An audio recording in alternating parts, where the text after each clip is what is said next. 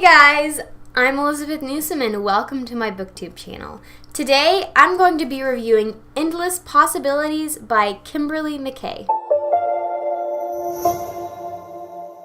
I read this over break. I've been meaning to read it for a while because the author, who's actually a cousin of mine, sent it to me, and then it got stuck somewhere at my house while I moved off to college, so then my mom mailed it to me from there, and now I finally got it and I read it over break. And just to tell you guys a little bit about this book, it's kind of a contemporary romance with a lot of spiritual elements in it. So the book opens with this grandmother named Evelyn dying in this kind of tractor explosion, and people suspect foul play. And of course at that point you know, okay, something's kind of up. If people suspect foul play, it's not going to be a tractor that just randomly explodes. And then there's the main character, Alexis, who's a single mom with one little girl, and she goes back to visit her family.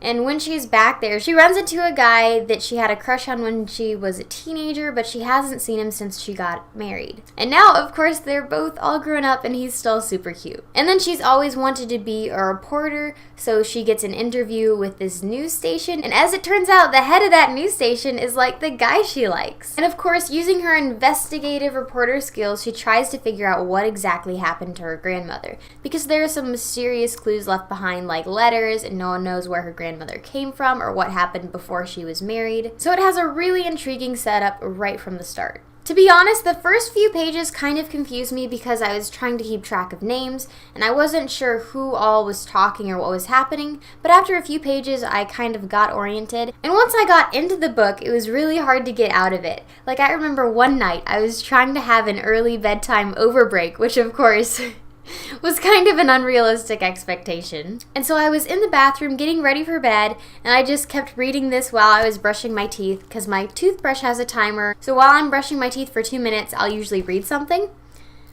And then I just got stuck reading it even after the timer went off, and I was sitting on the bathroom floor reading this for like a good 45 minutes or so. But I stayed up a bit later than I intended to just reading this, just because the romance was super adorable, and they get in a bunch of really cute romantic situations. And I think that was probably my favorite part, was probably seeing the relationship develop between the two main characters. Like, for example, when she works at the news station, even though they're not together yet, he's still really protective of her and kind of scares some of the other guys away who are just like flirts. And overall, they're just really cute. With that said, I did think the story needed just a few tweaks here and there. Like in one scene, we have these two bad guys talking to each other. It's obvious just from the context and what they're talking about that they're going to be the antagonists of the story. And they're cousins, and so one guy is talking to the other guy on the phone and he's on the couch. And then all of a sudden, they're both talking in person and they're walking through a farm and he steps in cow manure. And I'm like, okay, I guess the scene changed, or maybe I missed something. And then a page or two later, he jumps off the couch as he's talking on his cousin through the phone.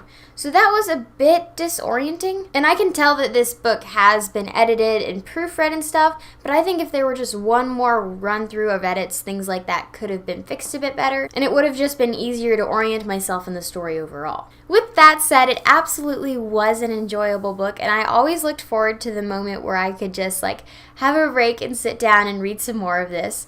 And at the end, there's a sample chapter of the next book, which involves this main character's brother, and it was a really interesting sample chapter. So the main character's brother's name is Anderson, and he used to work for the CIA, and then at the end of this book, when the main characters get married, he's called off somewhere to do something or a favor for a friend.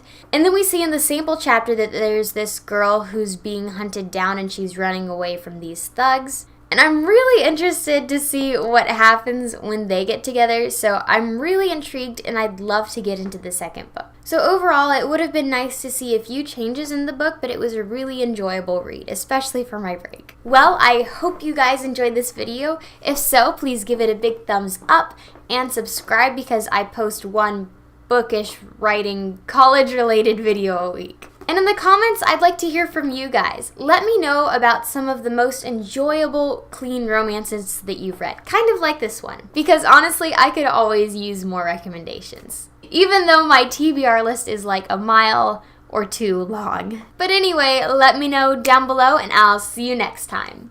Bye!